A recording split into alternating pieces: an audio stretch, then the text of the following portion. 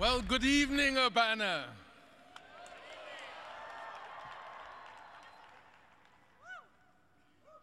If I were God, I would not have sent Jesus as a baby. If I were God, I would have been in a hurry to save humanity. I would have sent Jesus as a great sage, old, weathered, and wise, coming from a distant land, and in 3 years, I would have saved humanity. I would have had Jesus preaching from the age of 15 years,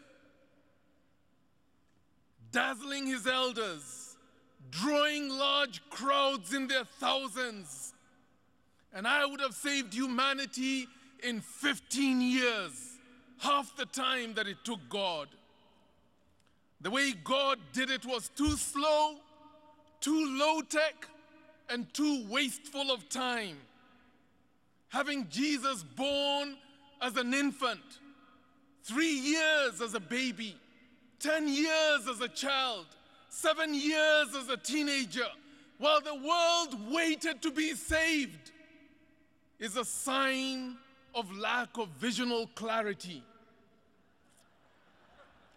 Having Jesus live 10 years as a mature young adult, your age, in his 20s, and yet saying nothing about his mission, was a sign of poor product placement.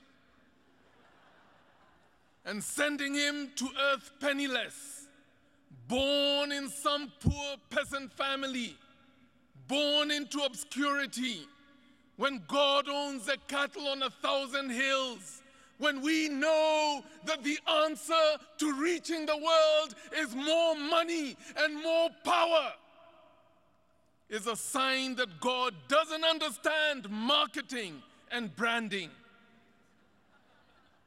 I would have sent the Messiah as a king, rich and powerful. I would have announced his arrival by splashing it on the billboards.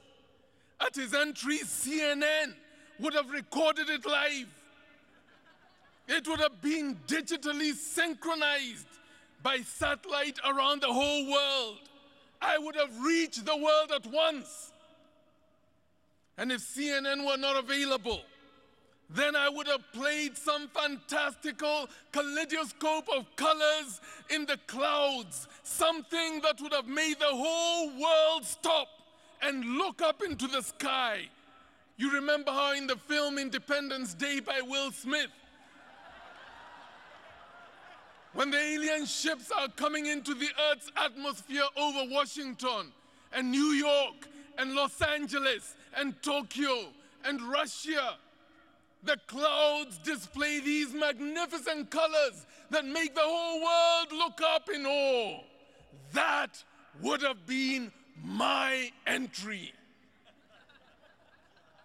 So stunned would the world have been that salvation would have come in a mere few weeks, and I may not even have needed the cross.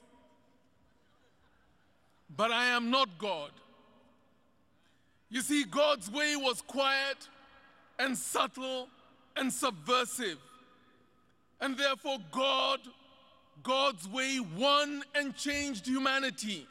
God's way was the way of incarnation.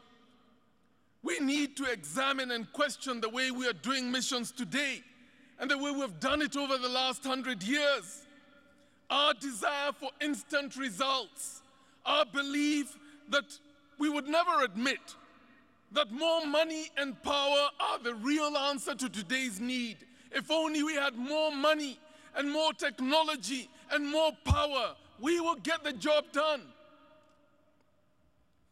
And it is exactly at this point that we go wrong in our attempt to win and change the world. You see, so often we're in too much of a hurry, and we believe that more handouts and building world-class institutions, creating wealth is the answer to missions. And so we jet into the hard places of this world, especially among the poor and the powerless. We get into our air-conditioned limousines and our short-term mission buses. We drive into the inner city communities, into the slums and the favelas of the world, while the poor stand by the roadside and they wave us by. We get out, we address them, we paint a clinic or two, we take a few pictures, we make a few promises about building them schools and about sending them scholarships. And then we get back into our limos and we go off to debrief in some safari. Mission accomplished, quick, clinical, easy. But nothing changes through these helicopter missions. Being what Jesus called in Luke chapter 22 and verse 25, the benefactors of the world who lord it over the poor, just doesn't work. And Jesus said, you are not like this. You are to be servants. And so God did not send Jesus as a king or as a benefactor. He did not use CNN or Independence Day. He chose a different way, a slow, gracious, but dangerous, difficult way. He incarnated into our reality, and he dwelled among us. They are called to radical mission. God is doing a new work, and he's already stirring the waters, and a new generations of missionaries is arising. The question today is, will you be that radical missionary? Our generation, my generation, sought to be faithful in the best way we knew how.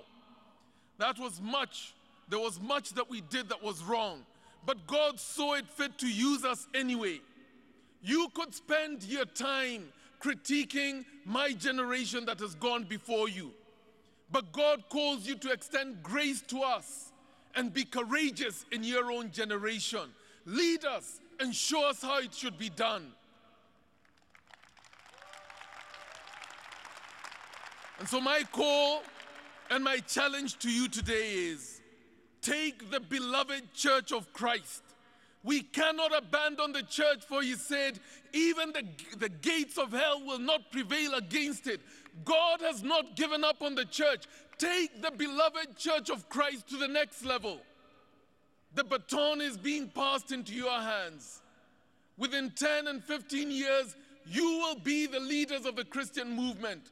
You will be the mission pastors. You will be the pastors of our churches. You will be the missionaries on the field. You will be the board members of the mission organizations. Take us to the next level.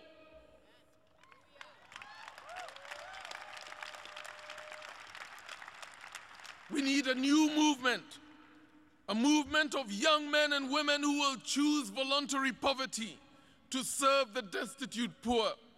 A movement of young men and women who will give up privilege and power. A movement of young men and women who will serve for a lifetime, or maybe 10 years in the slums and the favelas of this world. Young men and women who are radical in their engagement. Will God find in your generation these young men and women, or must he wait for the generation that comes after you? For some of you here, that's what God is calling you to. Radical incarnation into the broken and poor places of this world. Because it is only in this way that we will ever change the world from the inside out. God bless you.